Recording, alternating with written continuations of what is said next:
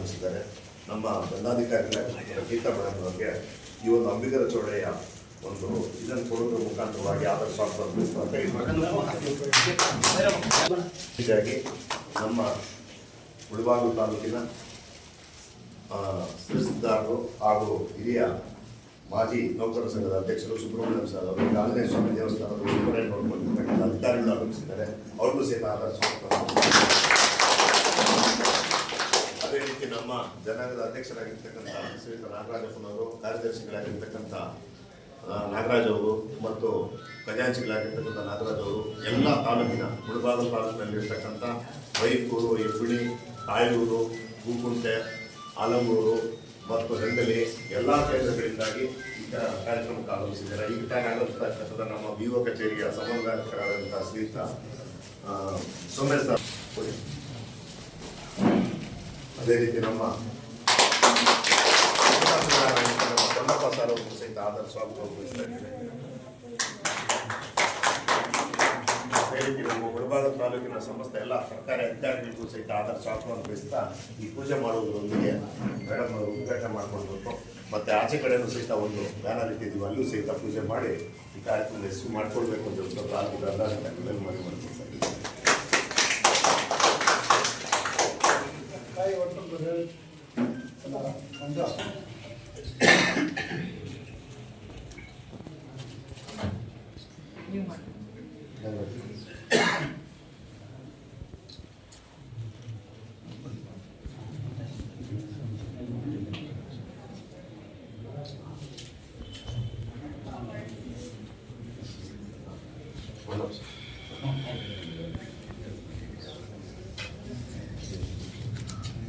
ಚೌಡಯ್ಯನವರಿಗೆ ನಿತ್ಯ ಶರಣ ಅಂಬಿಗರ ಚೌಡಯ್ಯನವರಿಗೆ, ನಿತ್ಯ ಶರಣ ಅಂಬಿಗರ ಚೌಡಯ್ಯನವರಿಗೆ.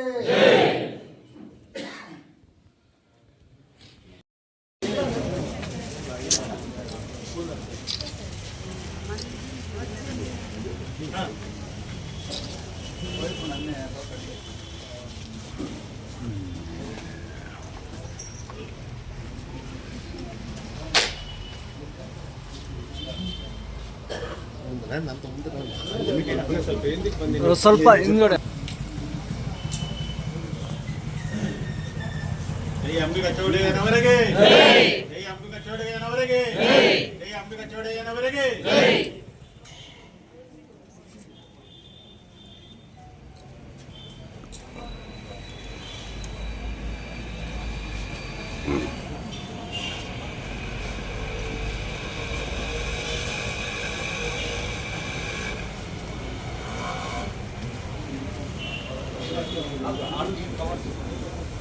ಸಂತೋಷಿ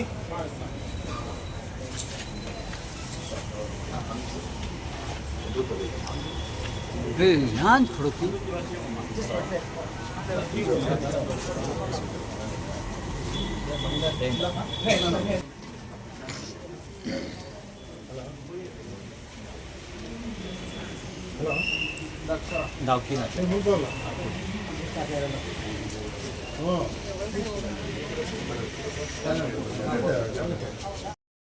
ಆಚರಣೆ ಮಾಡ್ತಾ ಇದ್ದೀವಿ. ಈ ಕಾರ್ಯಕ್ರಮಕ್ಕೆ ಎಲ್ಲ ತಾಲೂಕು ಅಧಿಕಾರಿಗಳು ವರ್ಗದವರು ಆಗಮಿಸಿದ್ದಾರೆ. ಅದೇ ರೀತಿ ನಮ್ಮ ತಾಲೂಕು ದಂಡಾಧಿಕಾರಿಗಳು ಆಗಮಿಸಿದ್ದಾರೆ.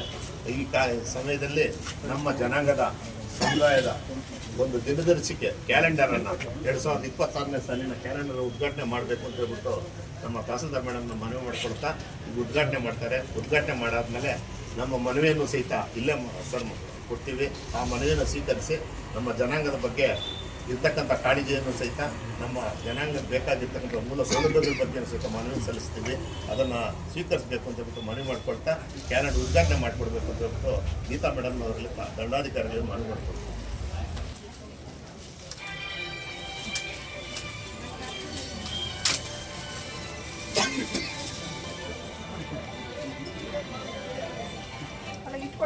ಎಲ್ಲರೂ ಕೊಡ್ತೀನಿ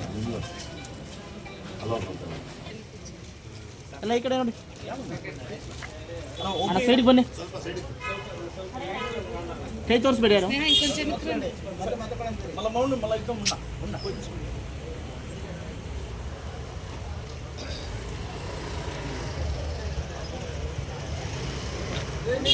ಅಂಬಿಗರ ಚೌಡಯ್ಯನವರಿಗೆ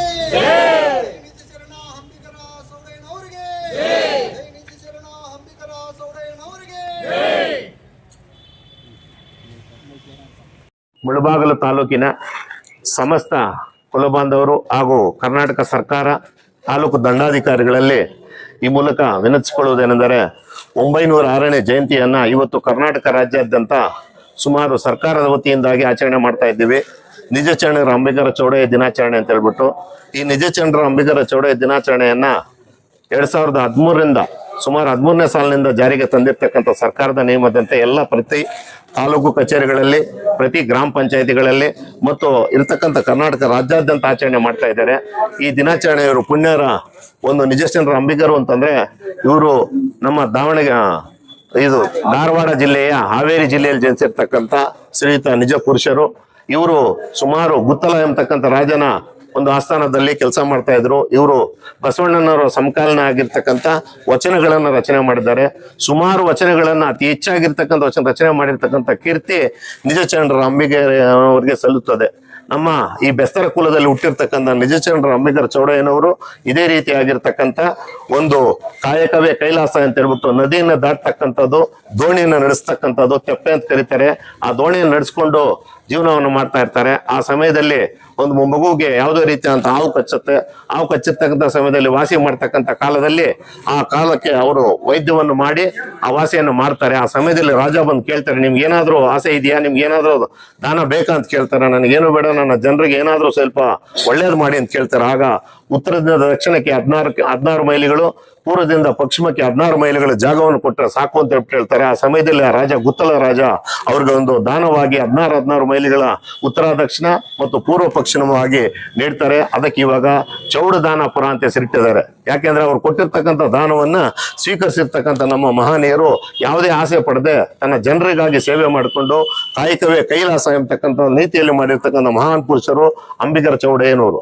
ನಾವು ಈ ಕುಲದಲ್ಲಿ ಹುಟ್ಟಿದ್ರು ಸಹಿತ ಮೀನು ಹಿಡಿತಕ್ಕಂಥ ಒಂದು ಕೃಷಿಯಲ್ಲಿ ಇದ್ರೂ ಸಹಿತ ಉನ್ನತವಾಗಿರ್ತಕ್ಕಂಥ ಸ್ಥಾನವನ್ನು ಅಲಂಕರಿಸತಕ್ಕಂಥ ಮಹಾನ್ ಪುರುಷರು ಹೆಚ್ಚಾಗಿರ್ತಕ್ಕಂಥ ವಚನಗಳನ್ನು ಬರೆದಿದ್ದಾರೆ. ಆ ವಚನ ಸಾಹಿತ್ಯಕ್ಕೂ ಸಹಿತ ನಮ್ಮ ಬಸವಣ್ಣನವರು ಒಳ್ಳೆ ರೀತಿಯಾಗಿರ್ತಕ್ಕಂಥ ಆಸ್ಥಾನದಲ್ಲಿ ಇವರು ಇಟ್ಕೊಂಡು ಒಳ್ಳೆ ಸಲಹೆಗಳನ್ನು ಸಹಿತ ಸೂಚನೆಗಳನ್ನು ಪಾಲನೆ ಮಾಡಿರ್ತಕ್ಕಂಥ ಮಹಾನ್ ಪುರುಷರು ಅಂಬಿಗರ ಚೌಡಯ್ಯನವರು. ಈ ಒಂದು ಕುಲದಲ್ಲಿ ಹುಟ್ಟಿರ್ತಕ್ಕಂಥ ನಾವು ಮುಳಬಾಗಿಲು ತಾಲೂಕಿನಲ್ಲಿ ಸುಮಾರು ಒಂದು 300ರಿಂದ 400 ಜನ ಜನಸಂಖ್ಯೆ ಇದ್ರೂ ಸಹಿತ ನಾವೆಲ್ಲ ಕುಟುಂಬಗಳು 300-400 ಮನೆಗಳಿದೆ. ಆದ್ರೆ ನಾವು ಸಹಿತ ಒಂದು 2000 ಜನಸಂಖ್ಯೆ ಇದ್ರೂ ಸಹಿತ ಇವತ್ತು ಎಲ್ಲ ಜನಾಂಗದವರು ಸಹಿತ ಇವತ್ತು ಬಂದಿದ್ದಾರೆ. ನಮ್ಮ ಶಾಸಕರು ಹೇಳಿದ್ರು, ಇದೇ ರೀತಿ ನೀವೆಲ್ಲರೂ ಸಹಿತ ಭಾಗವಹಿಸಿ ಕಾರ್ಯಕ್ರಮನ ಅಚ್ಚುಕಟ್ಟಾಗಿ ನಡೆಸ್ಕೊಡಿ. ನಿಮ್ಮ ಮುಂದಿನ ದಿನಗಳಲ್ಲಿ ನಿಮಗೆ ನಿವೇಶನ, ನಿಮ್ಮ ಮಕ್ಕಳಿಗೆ ವಿದ್ಯಾಭ್ಯಾಸಕ್ಕೆ ಒಂದು ಸಮುದಾಯ ಭವನವನ್ನು ಸಹಿತ ಮಂಜೂರು ಮಾಡ್ತೀನಿ ಅಂತ ಹೇಳ್ಕೊಟ್ಟಿದ್ದಾರೆ. ಅದರ ಫಲವಾಗಿ ನಮ್ಮ ಮೇಡಮ್ನವ್ರಿಗೂ ಸಹಿತ ಮನವಿಯನ್ನು ಸಲ್ಲಿಸಿದ್ದೀವಿ. ಮೇಡಮ್ನವರು ಸಹಿತ ಈಗ ಕಾರ್ಯ ಪ್ರವೃತ್ತರಾಗಿದ್ದಾರೆ. ಅದೇ ರೀತಿ ಅಂತ ನಮ್ಮ ಜನಾಂಗಕ್ಕೆ ಒಂದು ನಿವೇಶನವನ್ನು ಕೊಡಬೇಕು ಅಂತ ಹೇಳ್ಬಿಟ್ಟು ಮನವಿ ಮಾಡ್ಕೊಳತ್ತಾ, ನಾವು ಯಾವುದೇ ರೀತಿಯಂತ ನಮ್ಮ ಬರ್ತಕ್ಕಂಥ ಇಲಾಖೆಯಿಂದ ಬರ್ತಕ್ಕಂಥ ಸಮುದಾಯಗಳಾಗಿರ್ಬೋದು, ನಮಗೆ ಬೇಗ ಬಲೆಗಳಾಗಿರ್ಬೋದು, ಸೈಕಲ್ಗಳಾಗಿರ್ಬೋದು, ಅಥವಾ ಮೀನು ಹಿಡಿತಕ್ಕಂಥ ದ್ವಿಚಕ್ರ ವಾಹನಗಳಾಗಿರ್ಬೋದು, ಆಶ್ರಯ ಮನೆಗಳಾಗಿರ್ಬೋದು, ಎಲ್ಲವನ್ನೂ ಸಹಿತ ನಮ್ಮ ಜನಾಂಗಕ್ಕೆ ಕೊಟ್ಟು ನಮ್ಮ ಜನಾಂಗದಲ್ಲಿ ಕೆಲಸ ಮಾಡ್ತಾ ಇರ್ತಕ್ಕಂಥ ಮಕ್ಕಳಿಗೆ ಶೈಕ್ಷಣಿಕ ಅಭಿವೃದ್ಧಿಗಾಗಿ ಮತ್ತು ಅದೇ ರೀತಿಯಂತ ಹಿರಿಯರ ಒಂದು ಸೇವೆಗಾಗಿ ಅವ್ರಿಗೆ ಬೇಕಾಗಿರೋ ಸೌಲಭ್ಯಗಳನ್ನು ಕಲ್ಪಿಸಿಕೊಡ್ಬೇಕು ಅಂತ ಹೇಳ್ಬಿಟ್ಟು ತಾಲೂಕು ದಂಡಾಧಿಕಾರಿಗಳಲ್ಲಿ ಮನವಿ ಮಾಡ್ಕೊಳ್ತಾ ಈ ಮನವಿ ಪತ್ರಗಳನ್ನು ನಮ್ಮ ಅಧ್ಯಕ್ಷರು, ಕಾರ್ಯದರ್ಶಿಗಳು, ನಮ್ಮ ಎಲ್ಲರ ಮುಖಾಂತರವಾಗಿ ನಮ್ಮ ಶಾಸಕರಿಗೂ ಮತ್ತು ನಮ್ಮ ತಾಲೂಕು ದಂಡಾಧಿಕಾರಿಗಳಿಗೆ ಸಲ್ಲಿಸ್ತಾ ಇದ್ದೇವೆ. ಅದನ್ನು ಸ್ವೀಕರಿಸಬೇಕು ಅಂತ ಹೇಳ್ಬಿಟ್ಟು ನಮ್ಮ ಮೇಡಮ್ನವರಲ್ಲಿ ಮನವಿ ಮಾಡ್ಕೊಳ್ತಾ ಇದ್ದೀವಿ.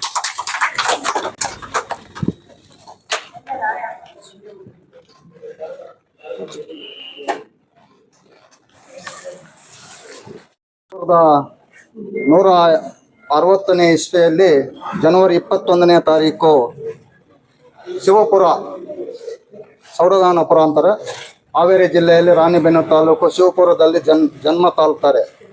ಅವತ್ತು ಅವರ ಹೆಸರು ಬಂದು ಚೌಡೇಶ ಅಂತ. ಅವ್ರ ತಂದೆ ಹೆಸರು ವಿರೂಪಾಕ್ಷ, ತಾಯಿ ಹೆಸರು ಪಂಪಾದೇವಿ, ಪತ್ನಿ ಹೆಸರು ಸುಲೋಚನ, ಮಗ ಹೆಸರು ಪುರುವಂತ ಅಂತ ಹೆಸರು. ಅವರು ವೃತ್ತಿ ಬಂದು ಅಂಬಿಗ ವೃತ್ತಿ. ಆ ವೃತ್ತಿ ಏನಂದ್ರೆ ಅಂಬಿ ಅಂದ್ರೆ ದೋಣಿ ನಡೆಸುವಂತ ವೃತ್ತಿಯಲ್ಲಿ ಜೀವನ ನಡೆಸ್ತಾ ಇರ್ತಾರೆ. ಅವರು ಕಾಯಕವೇ ಕೈಲಾಸ ಅಂತ. ಕಾಯಕ ಅಂದ್ರೆ ನಾವು ಏನು ಕೆಲಸ ಮಾಡ್ತಾ ಇದ್ವು ಅದರಲ್ಲಿ ಭಗವಂತನ ಸ್ಮರಣೆ ಮಾಡುತ್ತಾ ಆ ಕೆಲಸ ಮಾಡಿ ಸಾರ್ವಜನಿಕರನ್ನು ಹಿತತೃಪ್ತಿಯಿಂದ ಈ ದಡದಿಂದ ಆ ದಡಕ್ಕೆ ಸಾಗುವಂತ ಕೆಲಸ. ಅದು ಕುಲಹೀನತೆಯನ್ನು ಅವತ್ತು ಜಾಸ್ತಿ ಇದ್ರು ಕೂಡ ಎಲ್ಲರೂ ಒಟ್ಟಾಗಿ ಹೋಗ್ಬೇಕು, ಹೀನತೆ ಇರಬಾರದು ಹೋರಾಟದಲ್ಲಿ ಕೂಡ ಅವರು ಪಾಲ್ಗೊಂಡು ಒಳ್ಳೆ ಇವತ್ತು ನಮ್ಮ ದೇಶಕ್ಕೆ ಕೂಡ ಅವರು ಧ್ವನಿ ಇದೆ. ಅಂತ ಮಹಾನ್ ಭಾವನ ಪುರುಷನಾದಂತ ಇವತ್ತು ಅಂಬಿಗರ ಚೌಡಯ್ಯ ಜಯಂತ್ಯೋತ್ಸವ ಕಾರ್ಯಕ್ರಮ ನಮ್ಮ ಬೆಸ್ತರ ಸಮುದಾಯಕ್ಕೆ ಒಂದೇ ಅಲ್ಲ, ಎಲ್ಲಾ ತಾಲೂಕಿನ ಸಾರ್ವಜನಿಕರು ಕೂಡ ಅವರ ಇತಿವಚನಗಳನ್ನು, ಅವರ ಶಿವಚರಣಗಳನ್ನು ಓದಿ ತಿಳ್ಕೋಬೇಕು ಅಂತ ಇವರು ಸರ್ಕಾರದಿಂದ ಮತ್ತು ನಮ್ಮ ದಂಡಾಧಿಕಾರಿಗಳ ಆದೇಶದಂತೆ ಈ ತಾಲೂಕು ಆಫೀಸಲ್ಲಿ ನಡವಳಿಕೆ ಕಾರ್ಯಕ್ರಮ ನಡೆಸ್ತಾ ಇದೆ. ಎಲ್ಲರಿಗೂ ಕೂಡ ಅವರ ಆಶೀರ್ವಾದ ಸಿಗಲಿ ಅಂತ ಭಾವಿಸ್ತಾ, ಅವರು ಒಂದು ವಚನದಲ್ಲಿ ಹೇಳಿದ್ದಾರೆ, ಏನಂದರೆ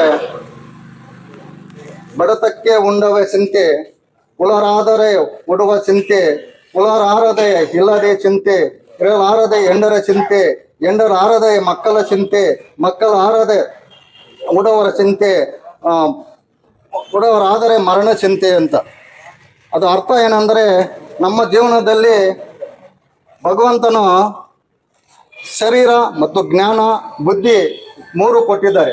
ಅದರಲ್ಲಿ ನಾವು ಏನು ಆಸೆ ಪಟ್ಟು ಯಾವತ್ತು ಮದುವೆ ಆದ್ಮೇಲೆ ಮಕ್ಕಳಾಗ್ಬೇಕಂತ ಚಿಂತೆ, ಮಕ್ಕಳಾದ್ಮೇಲೆ ಅವ್ರಿಗೆ ಆಸ್ತಿ ಪಾಸ್ತಿ ಮಾಡಿ ಮತ್ತು ಅದನ್ನು ಜಾಸ್ತಿ ಮಾಡ್ಕೋಬೇಕು, ನಾವೇ ಚೆನ್ನಾಗಿರ್ಬೇಕು ಅಂತ ಒಂದು ಭಾವನೆ ಎಲ್ಲರಿಗೂ ಕೂಡ ಮೂಡಿ ಬರ್ತಾ ಇದೆ ಈ ಪ್ರಪಂಚದಲ್ಲಿ. ಅದನ್ನು ದೂರ ಮಾಡ್ಬೇಕಂತ ಈ ವಚನದಲ್ಲಿ ಅಂಬಿಗರ ಚೌಡಯ್ಯನವರು ಹೇಳಿದ್ದಾರೆ. ಏನಂದ್ರೆ, ಜೀವನವನ್ನು ಆಸೆ ಸಾಗರದಲ್ಲಿ ಮುಳುಗಿ ಈದಿ ಅಂದ್ರೆ ಸಾಗರದಲ್ಲಿ ಹೋಗಿ ಸುಸ್ತಾಗ್ಬಿಟ್ಟು ಲಾಸ್ಟಲ್ಲಿ ಮರಣ ಚಿಂತೆ ಅಂತ ಕೂಡ ಒಂದು ನಾವು ಚಿಂತೆ ಮಾಡ್ತಾ ಇದ್ದೀವಿ. ಅದು ಬಿಟ್ಟು ಭಗವಂತನು ಶಿವನನ್ನು ಜ್ಞಾನಿಸುವವನು ಒಬ್ಬನೂ ಇಲ್ಲ, ಶಿವನನ್ನು ಪೂಜಿಸುವವನು ಇಲ್ಲ. ಆ ಜ್ಞಾನ ಯಾವತ್ತು ಭಗವಂತನ ಪೂಜಿಸಿ ಶಿವನನ್ನು ಜ್ಞಾನ ಮಾಡ್ತಾರೋ ಒಳ್ಳೆಯ ಶರೀರಕ್ಕೆ ಆರೋಗ್ಯ ಅನುಕೂಲವಾಗಿ ಮುಕ್ತಿ ಕೊಡುವಂತ ವಿಚಾರ ಹೇಳಿದ್ದಾರೆ ಅಂಬಿಗರ ಚೌಡಯ್ಯನವರು. ಅದನ್ನು ಎಲ್ಲರೂ ಮಕ್ಕಳದಿಂದ ನಾವು ಹಿರಿಯವರೆಗೂ ಕೂಡ ಈ ಇತಿಹಾಸವನ್ನು ತಿಳಿದುಕೊಂಡ್ರೆ ನಾವು ಜೀವನವನ್ನು ಈಜಿಯಾಗಿ ಸಾಗಿಸಿ ಮುಕ್ತಿ ಕೊಡುವುದಕ್ಕೆ ಒಂದು ಅನುಕೂಲ ಆಗುತ್ತಂತ ನಮ್ಮ ನಿಜಚರಣ ಅಂಬಿಗರ ಚೌಡಯ್ಯನವರು ಇತಿಹಾಸವನ್ನು ಹೇಳಿದ್ದರು. ಎಲ್ಲರೂ ಕೂಡ ತಿಳ್ಕೋಬೇಕು ಹೊಂದಿಸ್ತಾ ಇದ್ದೀವಿ. ನಮ್ಮ ಮೇಲೆ ಸಮಾರಂಭದಲ್ಲಿ ಹಾಜರಾಗಿರ್ತಕ್ಕಂಥ ಈ ಜನಾಂಗದ ಅಧ್ಯಕ್ಷರೇ, ಉಪಾಧ್ಯಕ್ಷರೇ, ಪದಾಧಿಕಾರಿಗಳೇ ಹಾಗೂ ಎಲ್ಲ ಸದಸ್ಯರುಗಳೇ ಹಾಗೂ ನಮ್ಮ ತಾಲೂಕು ಆಫೀಸಿನ ಸಿಬ್ಬಂದಿ ವರ್ಗದವರೇ, ಮಾಧ್ಯಮ ಮಿತ್ರರೇ, ಎಲ್ಲರಿಗೂ ಕೂಡ ಇವತ್ತು ಅಂಬಿಗರ ಚೌಡಯ್ಯರವರ ಜಯಂತಿಯ ಶುಭಾಶಯಗಳನ್ನು ಕೋರ್ತಾ ಇದ್ದೀನಿ. ಅಂಬಿಗರ ಚೌಡಯ್ಯ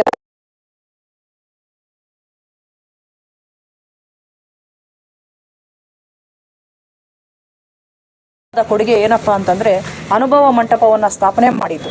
ಅನುಭವ ಮಂಟಪದ ಸ್ಥಾಪನೆ ಅಂತಂದ್ರೆ ಈಗಿನ ಶಾಸಕಾಂಗಕ್ಕೆ ನಾವು ಅದನ್ನು ಹೋಲಿಸ್ಬೋದು. ಅಷ್ಟೊಂದು ಮಟ್ಟಿಗೆ ಅನುಭವ ಮಂಟಪ ತುಂಬಾ ಪ್ರಸಿದ್ಧವಾಗಿತ್ತು.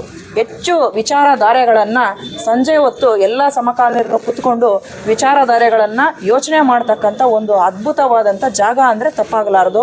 ಸೊ ಇಂಥ ಒಂದು ಕೊಡುಗೆಯನ್ನು ಕೊಟ್ಟಿದ್ದು ನಮ್ಮ ಅಂಬಿಗರ ಚೌಡಯ್ಯನವರು. ಇವರು ವೃತ್ತಿಯಲ್ಲಿ ಬೆಸ್ತರಾಗಿ ಜೀವನವನ್ನು ಪ್ರಾರಂಭ ಮಾಡ್ತಾರೆ. ನಂತರ ಅವರ ವಿಚಾರಧಾರೆಗಳು ಎಷ್ಟರ ಮಟ್ಟಿಗೆ ಇತ್ತು ಅಂತಂದ್ರೆ ಆ ಕಾಲದಲ್ಲಿ ಇರ್ತಕ್ಕಂಥ ಜಾತೀಯತೆ, ಆಚಾರ, ವಿಚಾರ, ನಂಬಿಕೆಗಳನ್ನ ಒಂದು ಇದನ್ನ ಅವಾಗ್ಲೇನೆ ಅವರು ಖಂಡಿಸ್ತಾ ಇದ್ರು. ತಮ್ಮ ವಚನಗಳ ಮುಖಾಂತರ ಅದನ್ನ ಖಂಡಿಸ್ತಾ ಇದ್ರು. ತಮ್ಮ ವಚನಗಳಲ್ಲಿ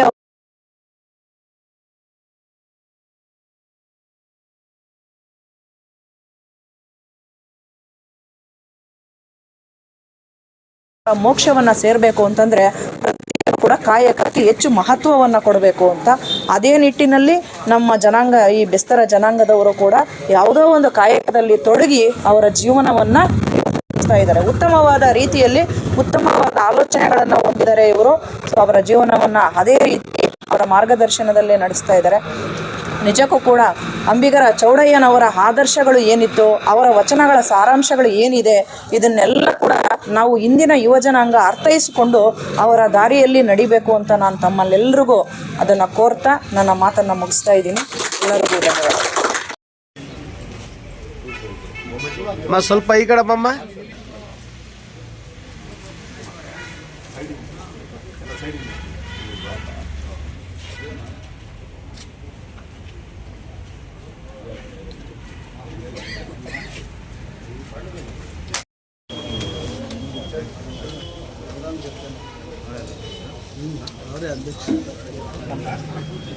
ನಾ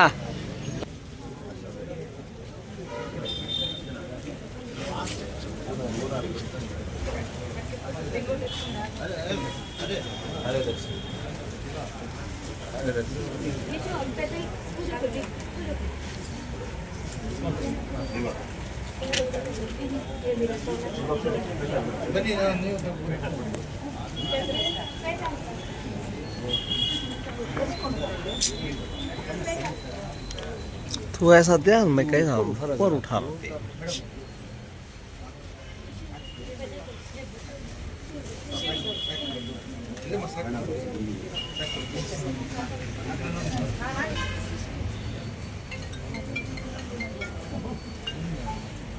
okay sir.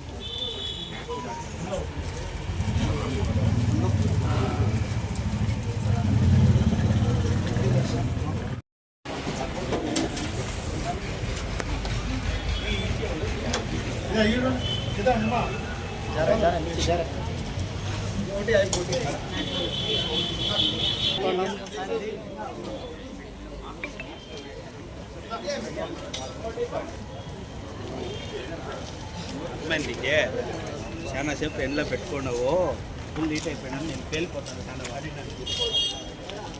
Okay Shiva sir.